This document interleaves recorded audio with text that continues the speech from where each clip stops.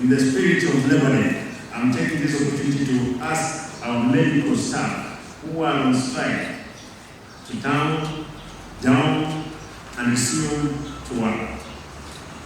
I've spoken to them. I'm the only person in the 47 counties that have taken it easy.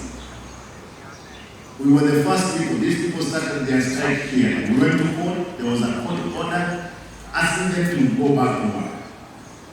They campaigned around the national strike which was there, which should not be there.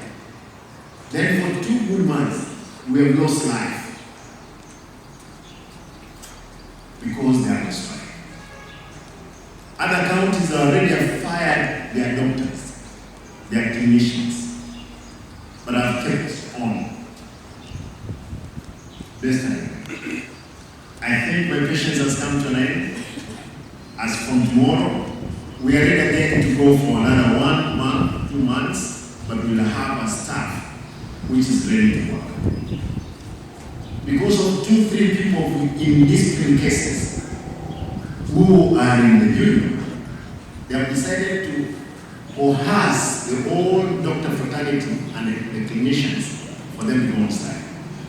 Nasema ole wenu, wale ndugu zangu na dada zangu ambao wako kwa mgomo. Kufikia kesho, watu watapewa shock letters, mishahara are directed, stopping of their salaries, as well disciplinary process to bring. Because miezi miwili mtu alikuwa kwa ofisi.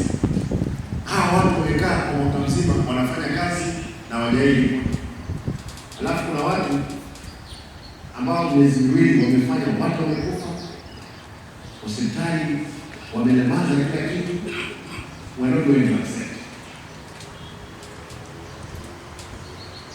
Mimi si kusoma kama daktari, mimi ni mwanasiasa kivyangu, lakini nataka kusema we must utilize public funds properly.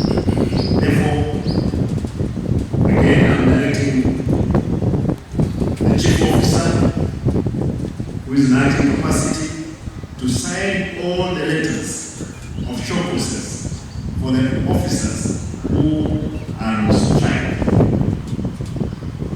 And subsequently, want to direct that payroll stop salaries of those people with immediate effects. And we are pursuing the content of court because they were asked to be back to work and they have not been back to work. Na madaktari wengi sana ambao subsequently we will see from next week what we will do.